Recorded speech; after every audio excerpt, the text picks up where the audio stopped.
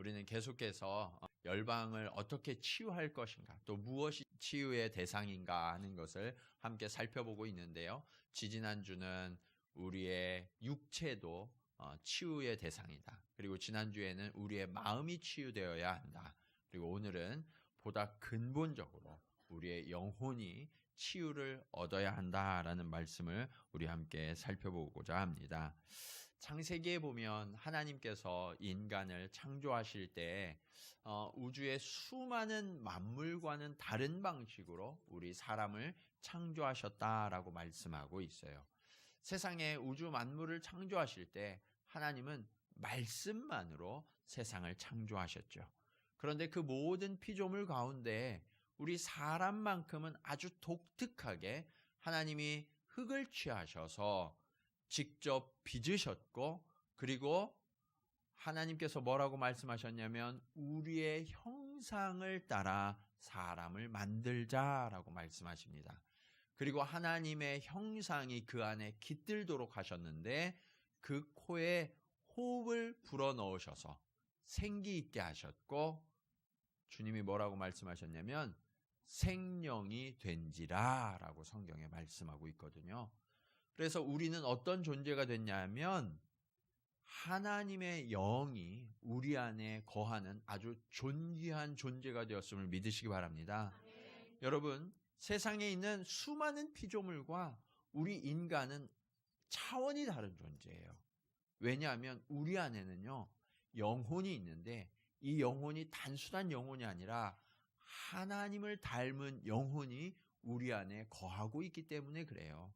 그래서 여러분, 옆에 있는 분들을 한번 쳐다보세요. 그분들이 얼마나 귀한 분들이냐면 그분이 하나님의 영혼이 그 안에 깃들어 있는 분이에요. 그래서 여러분, 그분을 더 사랑하시고 더 존귀히 여기셔야 됨을 믿으시기 바랍니다. 그래서 하나님은 그렇게 우리를 존귀한 존재로 창조해 주셨어요. 근데 문제가 생겼어요. 인간이 죄를 범하고 만 거예요. 인간이 죄를 범하고 나서 인간은 형벌을 받아서 하나님과 분리되어졌어요. 하나님과 그전에는 친밀히 교제하고 함께하는 존재, 연합하는 존재였다면 그 다음부터는 하나님과 따로 떨어져서 분리되어져서 하나님께로 나아갈 수 없는 존재가 되었다라고 성경은 말씀하고 있어요. 여러분, 우리가 감옥에 떨어져 있는 것은 무엇을 의미해요? 세상과 분리되어져 있는 것을 의미하죠. 이것은 너무나 고통스러운 일이에요. 그런데 사실은 그것보다 더 고통스러운 일이 있는데 그 고통이 무엇이냐? 우리의 영혼이 하나님과 분리되어진 일, 이것이 인간의 가장 근본적인 문제요 고통임을 우리는 깨달아 알아야 돼요. 그래서 인간들은요, 살아가면서 외로움을 느껴요. 여러분, 때때로 외로움을 느끼시죠? 외로움도 느끼고 공허함도 느낄 거예요. 그런데 이 외로움과 공허함이 이렇게 가정이 화목하다고 외로움과 공허함이 없는 게 아니에요. 우리 형제들과 우애 있게 지낸다고 그래서 외로움이 없는 게 아니라고요. 그 외로움과 공허는요, 예수님으로만 채워질 수 있는 영혼의 빈 자리가 있거든요. 그 영혼의 빈자리를 채우지 못하면 누구나 공허함과 고통 속에서 살아갈 수밖에 없는 거예요. 왜냐하면 아까 말씀드린 대로 우리의 영혼이 하나님으로부터 왔고 그 하나님의 형상을 입어야 되는데, 하나님의 형상을 입으려고 그러면 우리 스스로는 하나님의 형상을 입을 수가 없잖아요. 그러니까 우리의 원래의 형상인 하나님을 바라봐야만 그 원래 형상을 따라갈 수 있는데, 분리되니까 그 하나님을 만나지 못하고 회복되지 못하는 거예요. 그런데 그래도 아주 감사한 일이 있어요. 그게 뭐냐면 우리의 영혼 깊은 곳에 하나님을 사모하고 하나님께로 나아가고자 하는 그러한 지향성이 있거든요. 그것을 뭐라고 이야기하냐면 종교성이라고 이야기해요. 여러분, 아프리카에 있거나 아니면 그 남아메리카의 밀림에 사는 그러한 원시적인 삶을 그대로 살아가는 그런 분들도요, 종교성이 다 있어요. 근데 이 종교성이 어디로부터 온 거냐? 하나님으로부터 분리되어져서 그 하나님을 찾아가려고 하는 인간의 근원적인 그 구멍, 그 공허함을 메우려고 하는 시도, 이것으로부터 종교성이 생긴 거거든요. 그렇기 때문에 인간의 마음 가운데에는 하나님을 알지는 못해도 하나님께로 가야 한다는 그러한 마음의 지향성이 있는 거예요. 근데 이 마음의 지향성이 아주 강한 민족 가운데 하나가 누구냐면 한민족이에요. 우리 한국인들. 그래서 한국인들은 죽으면 그냥 죽었다라고 이야기하기도 하지만 어른들이 이렇게 죽으면 뭐라고 말씀해요? 네, 돌아가셨다라고 이야기해요. 여기 아주 중요한 영적인 지혜가 있는 거예요. 돌아가셨다라는 것은 출발한 곳이 있다는 것을 이야기하는 거거든요. 그리고 돌아간다라는 것은 아무 데로나 간다는 이야기가 아니라 우리가 왔던 곳으로 다시 간다, 다시 돌아간다라는 것을 이야기하는 거예요.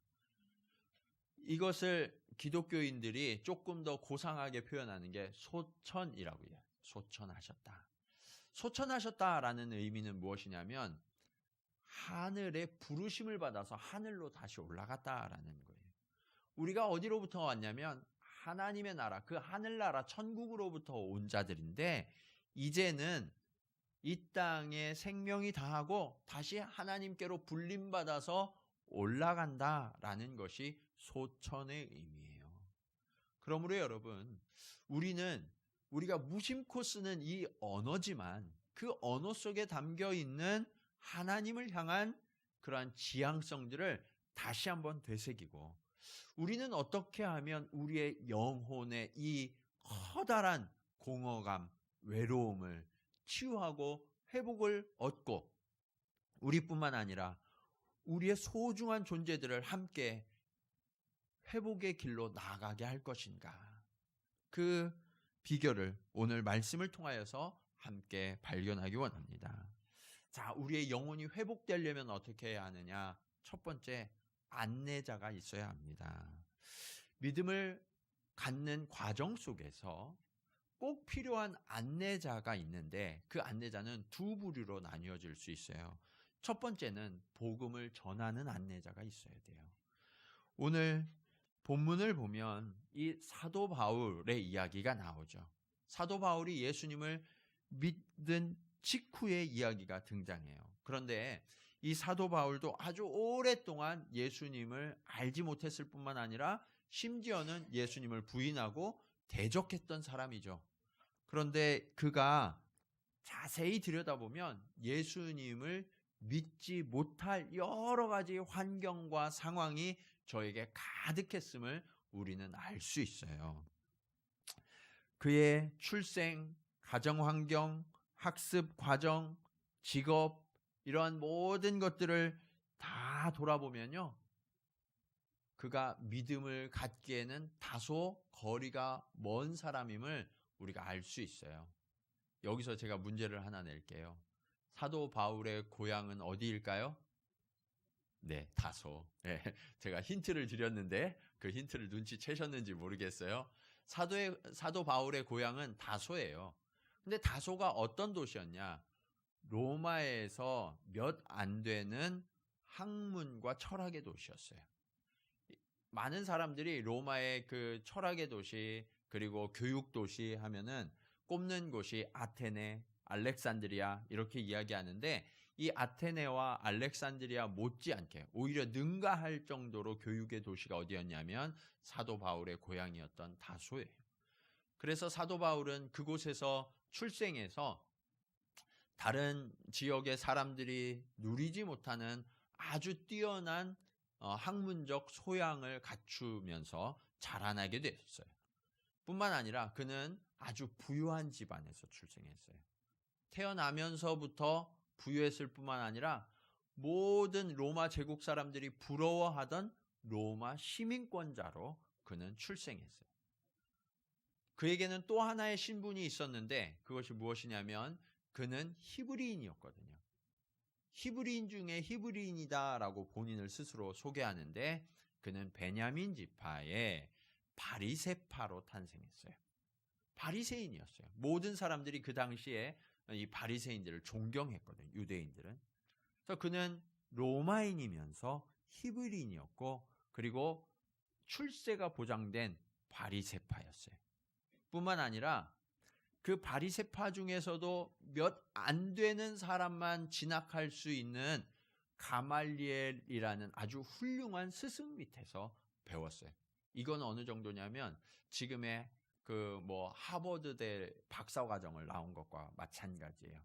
그래서 거기 나와서 완전히 이제 출세가 보장되어서 오늘날의 국회 역할을 하던 사내들인의 회원으로 활동했던 사람이 사도 바울이에요. 그는 모든 것이 다 갖추어졌던 사람이에요. 여러분, 다 갖추어진 사람들이 사실은 예수 믿기가 조금 어려워요. 부족함이 없거든요. 그래서 예수 믿으라고 그러면 나는 부족함이 없어서 그러면서 예수 믿기를 거절하는 사람들이 너무나 많아요. 사도 바울은 모든 것이 갖추어져 있었던 사람이에요. 딱 한 가지 부족했어요. 그게 뭐냐면 복음이 없었어요. 복음이 없는데 그 생명의 복음을 사도 바울에게 전해줄 사람이 없었던 거예요. 그도 성경을 알았어요. 성경을 연구하는 학자였어요. 그런데 그가 성경을 바라보는 시각은 완전히 삐뚤어져 있었죠. 예수 그리스도를 주장하는 자들을 오히려 하나님을 회방하는 자로 인식해서 쫓아다니면서 어떻게 해서든지 그들을 죽이고 결박하는 일을 앞장서서 감당했던 열심당원, 그가 바로 바울이었어요. 그에게 제대로 된 예수 그리스도를 가르쳐주는 사람이 있었어요? 없었어요? 없었어요. 그래서 주님께 돌아올 수가 없었던 거예요. 나중에 사도 바울이 예수 그리스도를 제대로 만나고 복음 전도자가 된 이후에 빌립보서 3장에 보면 그가 가진 배경, 학식, 그리고 높은 지위, 부유함 이런 것들에 대해서 뭐라고 표현하냐면 배설물과 같다라고 이야기해요. 오히려 이런 것들 때문에 걸림돌이 되어서 예수를 제대로 만나지 못했다는 거예요. 여러분 그런 거 가졌으면 좋겠죠? 네? 높은 지위에 올라가고 부유함을 가지고 그리고 신분이 보장되는 그러한 사람이 되고 싶을 거예요. 그런데 사도 바울은 이것이 오히려 걸림돌이 되어서 주님을 제대로 만나지 못한 배설물과 같은 것이었다라고 고백하고 있는 거예요. 예수님이 계시지 않으면 그 어떤 것을 우리가 소유한다 할지라도 그것이 무익하다라는 사실을 우리는 깨달아 알아야 돼요. 그래서 그 예수를 가르쳐주고 전하는 자가 있어야 된다. 자, 두 번째로 어떤 안내자가 있어야 되냐면 인도하는 자가 있어야 돼요. 신앙생활을 할 때 여러분 예수 그리스도를 구주와 주님으로 영접하고 고백하는 순간 바로 돌아가시면 그러면 별 문제가 일어나지 않는데 대부분의 사람들은 어떻게 되냐면 예수를 구주와 주님으로 영접하고 고백한 다음에도 삶을 오래 사시죠. 그렇기 때문에 그 삶을 믿음의 삶으로 지탱해 줄 안내자들이 필요하다고요. 잘 인도해 주는 사람들이 필요한 거예요. 사도 바울도 그랬어요. 바울이 신앙인으로 딱 출발을 하고서 이제 교회에 딱 와보니까 어려움이 생겼는데 어떤 어려움이었냐? 수많은 사람들이 다 사도 바울만 보면 어때요? 다 도망다녀요. 다 피해 다녀요. 의심해요. 왜냐하면 사도 바울이 아주 유명한 사람이었거든요. 뭐로 유명했냐? 교회를 핍박하고 믿는 자들을 잡아 옥에 가두고 심지어는 죽이기까지 하는 사람으로. 그래서 사도 바울의 손에 죽었던 사람이 있어요. 그게 누구냐? 7 집사 중에 스데반이라는 아주 신실한 집사가 사도 바울에 의해서 죽임을 당했어요. 어떤 사람은 그 자리에 함께 있었던 교인이 있었을지 몰라요. 사도 바울이 아주 악의에 차서 스데반을 죽이는 그 자리에 앞장서고 있을 때 두려움과 공포 속에서 사도 바울을 멀리서 바라봤던 그리스도인이 있을 수 있어요. 또 그 교인들 중에 어떤 사람은 사도 바울 때문에 체포되어서 모진 고문과 또 감옥을 경험해야 했던 그러한 당사자도 있었을지 몰라요. 또 누군가는 우리의 가족, 우리의 형제가 사도 바울 때문에 체포되어서 많은 어려움을 당했던 교인들이 그 자리에 있었을지도 몰라요. 여러분, 그 정도 되면 사도 바울은 원수예요. 그렇죠? 절대로 용서할 수 없는 그런 원수였을 거예요. 그런 원수가 지금 내 눈앞에 나타나서 뭐라고 그래요? 나도 예수 믿었다고. 그러면 여러분 할렐루야 감사합니다 이렇게 하시겠어요? 네. 대부분 어쩌면 그러실지 모르겠어요. 하나님 저 인간 저대로 있다가 그냥 죽었어야 되는데 왜 구원하셨어요? 그럴지 모르겠어요. 예루살렘 교회의 분위기가 그랬던 거예요. 그리고 그 중에 어떤 사람은 사도 바울 저 악독한 자가 또 무슨 계략을 꾸며서 교회 안에 침투해서 우리를 적발하고 대제사장에게 끌고 가려고 하는가 하는 의심을 거두지 않는 시선이 그 안에 있었을지도 몰라요. 사도 바울이 이제 예수님을 진짜로 영접하고 교인이 되어서 성도들과 함께 어울리려고 하는데 그의 과거 때문에 앞으로 나아가지 못하는 거예요. 여러분, 그가 스스로 한 걸음도 나가지 못하는 그러한 상황 가운데 그를 인도해 줄 사람을 하나님은 예비하셨고 보내주셨어요. 그의 이름이 27절에 있어요. 27절에 보시면 그의 이름이 뭐라고 나와 있어요? 네, 바나바. 이 바나바가 사도들에게 그리고 교인들에게 바울의 신앙을 변호해 줍니다. 그리고 그의 신앙이 참된 신앙이니까 우리가 받아들여서 이를 잘 훈련시켜서 주님의 참 제자로 자라나게 해야 한다고 아주 적극적인 권면을 하죠.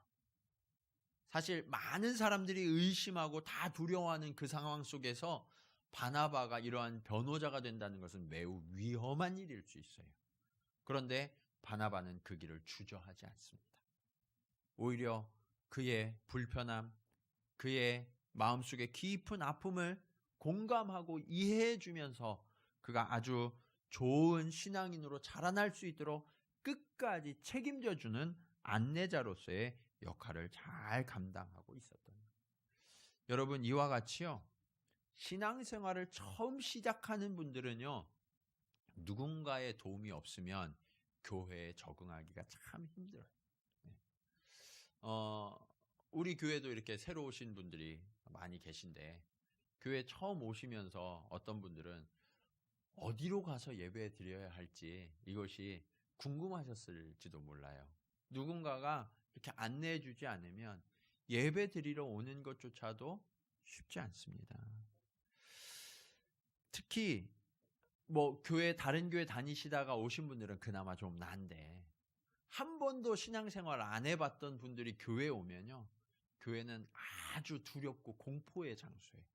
왜냐하면 목사가 한국말을 하긴 하는데 도무지 무슨 말을 하는지 알아듣기가 정말 어렵거든요. 예. 뿐만 아니라 성도들이 함께 나누는 용어도 정말 낯설어요. 예. 성도들이 서로 이렇게 인사하죠. 형제님, 자매님 그러면 예. 저 인간이 언제 나봤다고 형제라고 그래, 자매라고 그래. 그러면서 그것이 굉장히 어색해요. 불편해요. 예. 누군가가 정말 그 마음을 배려하고 옆에서 이끌어주지 않으면 그 자리에 앉아있는 것이 정말 좌불안석이에요. 또 함께 식사하러 가자고 이렇게 내려가서 가면 도대체 어디 앉아야 되는지 자기들끼리 먼저 다 앉아있고 막 이렇게 있으면 그게 너무 불편해요. 예. 하나하나 안내가 다 필요한데 그것을 도와주고 안내해주는 분이 없으면요. 사실 새로 오신 분들이 교회에 정착하는 것은 너무나 어려운 일이에요. 바로 이때 바나바와 같이 누군가의 마음을 헤아려주고 그 불편함을 덜어줄 안내자들이 필요한 거예요. 그런 안내자들이 우리 옆에 많아지면 많아질수록 우리의 신앙의 길은요, 안전하고 그리고 행복한 길을 걸어갈 수 있어요. 교회에 적응하는 것뿐만 아니라 신앙인으로서 살아가는 모든 여정 내내 우리는 그런 인도자, 안내자를 필요로 해요. 여러분의 삶 가운데 여러분은 과연 누구를 통해서 예수 그리스도를 만나고 누구를 통해서 예수 그리스도를 닮아가는 그 길을 지속적으로 걸어가고 계십니까? 그러한 안내자와 인도자가 우리에게는 반드시 필요하거든요. 여러분, 우리에게 익숙한 것이 상대방에게도 익숙한 게 아니에요. 나에게 편하다고 해서 상대방에게 편한 게 아니에요. 우리는 이제 조금 나의 익숙함과 나의 편안함을 멀리하고 뒤로 하고 내가 조금 더 불편하고 내가 조금 더 부지런해져서 다른 사람들을 섬기고 세워주는 그러한 안내자가 되어질 때 그때 비로소 성숙이 일어나고 그때 비로소 건강한 교회 공동체가 이루어짐을 우리는 깨달아 알아야 합니다. 그래서 여러분 간절히 원하기는 여러분 한 분 한 분이 그런 좋은 신앙의 안내자가 되어주셔야 돼요. 그래서 우리 옆에 계신 분들하고 이렇게 인사하겠습니다. 우리 영혼의 안내자가 됩시다. 이렇게 인사하겠습니다. 네. 그러면 두 번째로 우리의 영혼의 치유는 또 어떻게 일어나는가? 참된 고백과 변화가 있을 때 우리의 영혼은 치유를 얻습니다. 상담을 하시는 분들은 이렇게 이야기해요. 우리의 마음을 열어서 고백하는 순간부터 마음의 상처가 50%는 이미 치유되었다. 여러분, 우리의 마음의 깊은 곳, 그 진실한 이야기를 열어서 이야기하는 게 쉬워요, 어려워요? 굉장히 어려워요. 네. 그런 친구 한 명만 있어도 인생 성공했다고 하잖아요. 근데 여러분, 교회가 그런 곳이 되어야 돼요. 교회가 진실한 마음을 열어서 서로 보듬어주고 세워주는 그런 공동체가 되어야 된다. 그런데 그곳보다도 더 깊은 곳, 우리 영혼의 문제를 함께 열어서 고백하고 보듬어주는 공동체, 그곳이 교회가 될 때 우리는 진정한 치유와 회복을 얻는다라고 성경은 말씀하고 있어요. 여러분, 예수 그리스도를 구주와 주님으로 영접하셨습니까? 아멘. 우리는 예수 그리스도를 구주와 주님으로 영접했어요. 그런데 이 예수 그리스도를 나의 구주와 주님으로 고백하는 것은 쉬운 일은 아닌 것 같아요. 오늘 본문을 보면 바울의 경우 그가 고백한 방향이 두 방향이에요. 오늘 본문 27절 보시면 하반절에 다메섹에서 그가 어떻게 예수의 이름으로 담대히 말하였는지를 전하니라 라고 이야기하고 있어요. 다메섹에서 믿는 형제 자매들에게 자신이 예수 그리스도를 어떻게 만났고 내가 그리스도인이 됐는지를 증거했거든요. 뿐만 아니라 믿지 않는 자들에게도 증거를 했어요. 그리고 29절에 보면 믿지 않는 자들에게 아주 본격적으로 증거하는 장면이 나와요. 바울이요, 예수가 그리스도다라고 증거하니까 사람들이 어떻게 했어요? 죽이려고 했대요. 죽이려고. 이 얘기를 볼 때 지금 바울이 복음을 증거하는 사람들이 믿는 사람들이에요? 안 믿는 사람들이에요? 안 믿는 사람들. 대적자들이에요. 사실은 이 사람들이 누구냐면 바울을 너무 잘 아는 사람들이에요. 헬라파 유대인들이라고 되어 있죠. 네. 이 유대 지역 밖에서 태어나서 그런데 하나님을 믿는 사람들. 그래서 이 사람들이 오히려 굉장히 이 애국심에 불타가지고 하나님의 나라를 더 견고하게 세우려는 마음이 있었어요. 그러다 보니까 예수를 더 핍박하는 일에 앞장섰어요. 우리도 가끔 보면 해외에 나와 있을 때 애국심이 더 불타는 거를 경험하잖아요. 그렇죠? 네. 한국에 있을 때는 잘 몰랐다가 해외에 나와 있으면 왠지 태극기만 올라가도 막 눈물이 좀 나기도 하고 우리의 마음이 더 뜨거워지거든요. 그래서 이 헬라파 유대인들이 더 앞장서서 사도 바울을 죽이려고 했던 거예요. 근데 우리도 마찬가지예요. 우리도 믿음을 고백하는데 교회와 그리고 하나님 앞에 믿음을 고백하는 방향이 있어야 되고요. 또 하나는 교회 밖의 사람들에게 믿음을 고백하는 방향이 있어야 돼요. 근데 그 교회 밖의 사람들 중에 어떤 사람들이 있냐면 우리의 믿지 않는 가족, 그리고 나와 함께 어려서부터 자랐던 친구들 중에 믿지 않는 사람들, 그런 사람들에게 복음을 전하는 게 쉬워요, 어려워요? 네, 어려워도 아주 어려워요. 그렇죠? 왜 그럴까요? 나를 너무 잘 알아. 네, 나를 너무 잘 알아. 그래서 내가 예수를 믿고 변화되었다라고 이야기하면 사람들이 뭐라고 그러냐면 비웃으면서 야, 며칠이나 가다 보자 이렇게 이야기해요. 네. 너 뭐 예수 믿는다고 해봤자 근데 잘 변화가 안 돼. 그러면 그 사람들이 뭐라 그래요? 그럼 그렇지. 네, 그러면서 비웃죠. 근데 변화가 돼요. 내 삶이 점점 예수를 닮아서 변화하기 시작해요. 그렇게 되면 그 사람들이요, 마음에 두려움이 생겨요. 이것 봐라.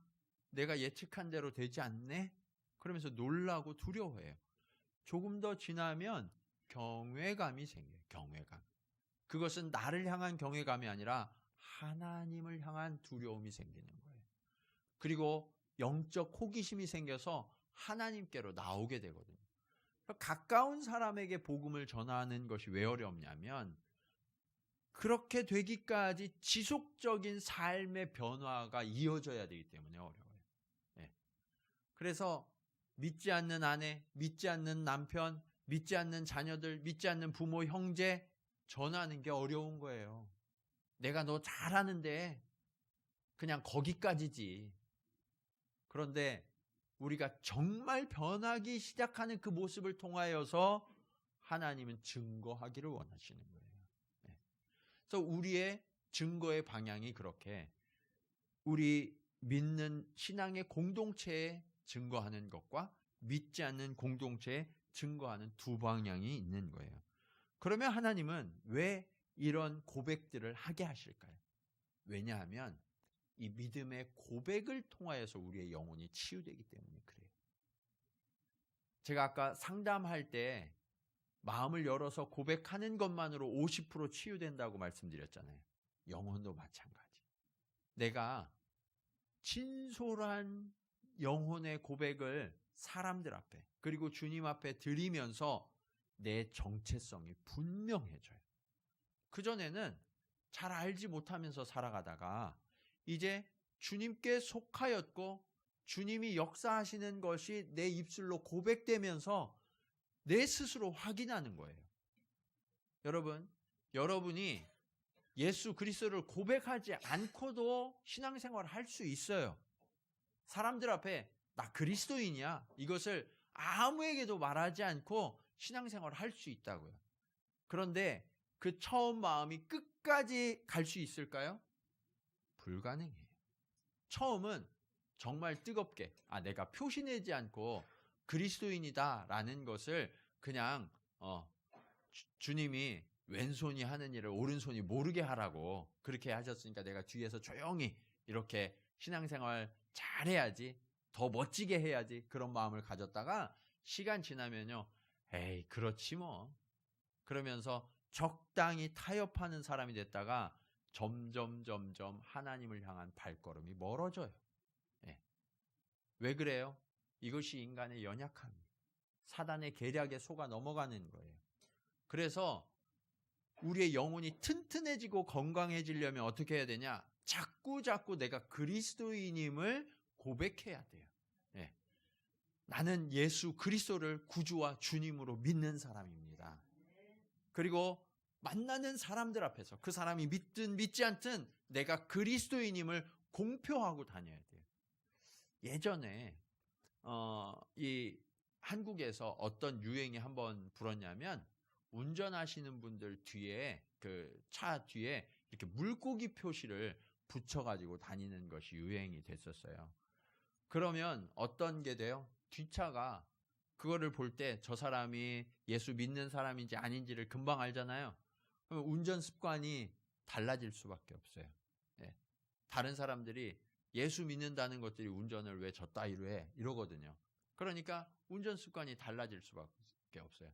근데 문제는 뭐냐면 요즘에 그런 거 붙이고 다니는 기독교인이 없어요. 왜냐하면 불편한 거예요. 네. 불편해서 내가 그리스도인임을 나타내지 않으면서 그냥 운전하고 싶어요. 그래서 가끔 창문 내려서 욕도 하고, 네. 그러고 싶어서. 네. 이게 많은 그리스도인들의 문제예요.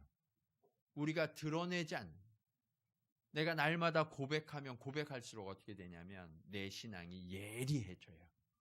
그리고 주님을 향해서 닮아가야 되겠다는 그 결단이 그 순간순간마다 서는 거예요. 내가 이렇게 살면 안 되지. 내가 그리스도인인데 주님을 따라가야지, 성숙해야지 하는 결단이 내 안에 지속되는 거예요. 그래야만 우리가 주님을 닮아갈 수 있거든요. 그래야만 우리의 영혼이 우리를 지으신 아버지 하나님을 따라갈 수 있거든요. 여러분, 그래서요, 날마다 여러분이 그리스도인임을 고백하면서 사셔야 돼요. 믿는 자에게나 믿지 않는 자에게나 한국인에게나 일본인에게나 여러분이 그리스도인임을 고백하면서 살아가시기를 간절히 축원합니다. 그때마다 여러분의 영혼이 새로워짐을 여러분 깨닫게 될 거예요. 자, 우리의 영혼이 그렇게 치유함을 얻는데 결정적으로 더 강력한 치유를 받는 방법이 있어요. 그게 무엇이냐? 오늘 말씀의 마지막 교훈이에요. 주님이 주신 사명에 순종할 때 우리의 영혼은 근본적으로 치유되어져요. 제가 아까 말씀드렸듯이 예수님을 구주와 주님으로 고백한 사람들은 정체성이 견고해진다고 말씀드렸죠. 자, 그런데 믿는 사람들은요, 믿음을 고백하는 순간부터 받는 사명이 있어요. 동시에 사명을 받아요. 그게 뭐냐면 예수님을 증언하는 일이에요. 성경에 보면 예수님을 믿자마자 그 감격과 감동이 너무나 커서 사람들 앞에 나아가서 예수님이 메시아이심을 증언한 거예요. 여러분, 우리에게 그 감동과 감격이 있어야 돼요. 예수님을 구주와 주님으로 영접하고 그러면 기쁨이 넘쳐서 이 형제도, 이 자매도, 우리 남편도, 우리 아내도, 우리 자식도 주님께로 이끌어 와야 되겠다 하는 그러한 사명감이 우리 가운데 불타올라야 되는 거예요. 여러분, 때때로 우리에게 바울과 같은 이들을 허락해 주실 때가 있어요. 바울과 같은 이들. 어떤 이들이에요? 나를 힘들게 하는 이들. 나를 대적하는 이들. 복음을 증거하기는커녕 얼굴 보고 싶지 않은 사람들. 그런 사람들이 있어요. 그런데 여러분, 이 바울이 복음을 들을 기회가 없었어요. 왜요? 기독교인들이 바울만 쳐다보면 멀리서도 먼저 도망갔거든요.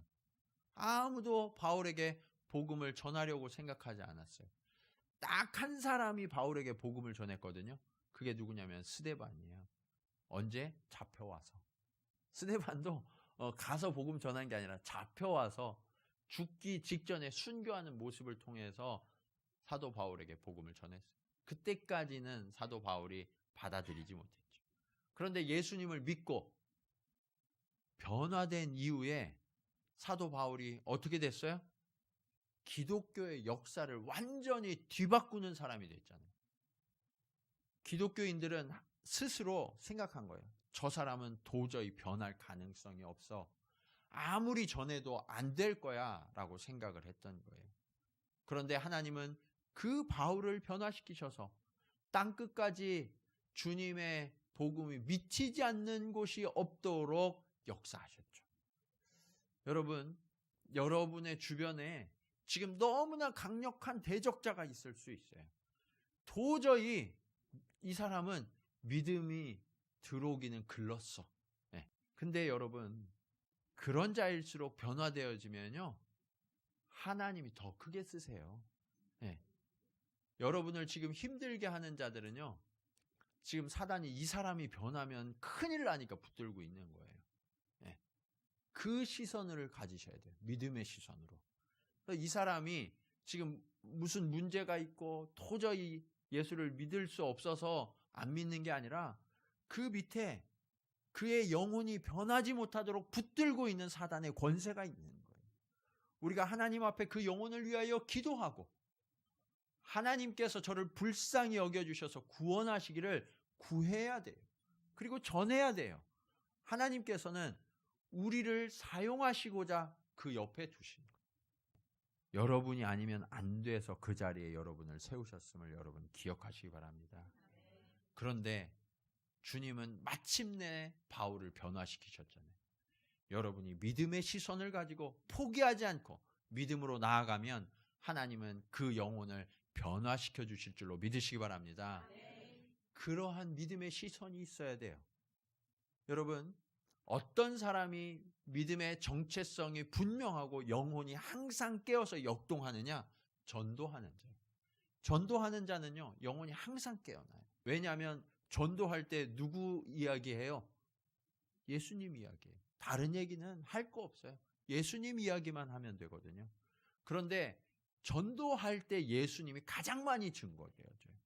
그리고 내 입술을 열어서 증거하는 동안에 내 안에 분명한 확신과 소망이 생겨나거든요. 그래서 내 영혼이 기쁨이 막 살아나요. 그래서 전도하시는 분들을 보면요, 눈이 반짝반짝해요. 그리고 사람들을 쳐다볼 때 뭐 저 사람이 명품 입었나 안 입었나 이런 거 쳐다보지 않아요. 네. 그 영혼을 바라봐요. 그 영혼을 불쌍하게 여기면서 그 영혼을 주께로 구원하고자 하는 그러한 열정이 그 안에 있는, 절대로 포기하지 않는 열정이. 이미 그렇게 되는 순간 내 영혼은 살아난 거예요. 하나님께서는 그렇게 우리를 치유하세요. 그리고 우리의 치유되어진 그 영혼을 가지고 다른 이들에게 나아가서 그들을 건져내기를 원하세요. 성경에 보면 99마리의 양이 있어도 우리의 한 마리의 양만 잃어버리면 그 양을 가서 찾아오는 자가 선한 목자라고 말씀하고 있어요. 이 선한 목자가 여기저기 찾아 헤매다가 그 양을 찾으니까 어때요? 양이 지쳐서 돌아오지 못할까 봐 목자도 고되고 지쳤음에도 불구하고 그 양을 어깨에 메고 즐거이 돌아와서 이 양을 찾은 것으로 인하여 잔치를 벌인다라고 말씀하고 있죠. 여러분, 한 영혼은 천하보다 소중한 가치가 있음을 믿으시기 바랍니다. 이제 여러분 주변에 계신 분들을 다시 한번 돌아보세요. 하나님은 그들을 찾기를 기다리고 계세요. 그리고 그들을 찾기 위하여 여러분을 파송하신 거예요. 이제 그 양들을 다시 찾아와야 돼요. 걸을 수 없다면 어깨에 메고라도 와서 주님 앞에 올려드리고 주님과 함께 그 천국 잔치를 누리는 영혼의 기쁨이 우리 가운데 충만해야 된다라고 말씀하고 있어요. 하나님께서는 이미 잔치를 베풀어 놓으셨어요. 그리고 사방으로 나아가 그 잔치에 올 자를 구해오라고, 누구든지 데려오라고 주님 초청하고 계세요. 이제 우리는 먼저 구원을 얻은 자들이에요. 그리고 주님의 사명을 받았어요. 밖으로 나아가 그들을 주께로 초청하여 드려서 아버지의 집, 아버지의 나라를 채우라는, 그 영혼을 추수하라는 사명을 받은 자들, 그들이 바로 저와 여러분임을 깨달아서 우리의 삶의 모든 자리에 만나는 한 영혼 한 영혼을 영혼의 관점에서 바라보고 그들을 아버지께로 인도하여 마침내 구원하고, 그리고 주님의 나라에 갈 때까지 아름다운 안내를 멈추지 않는 저와 여러분이 되시기를 주님의 이름으로 간절히 축원합니다. 기도하겠습니다.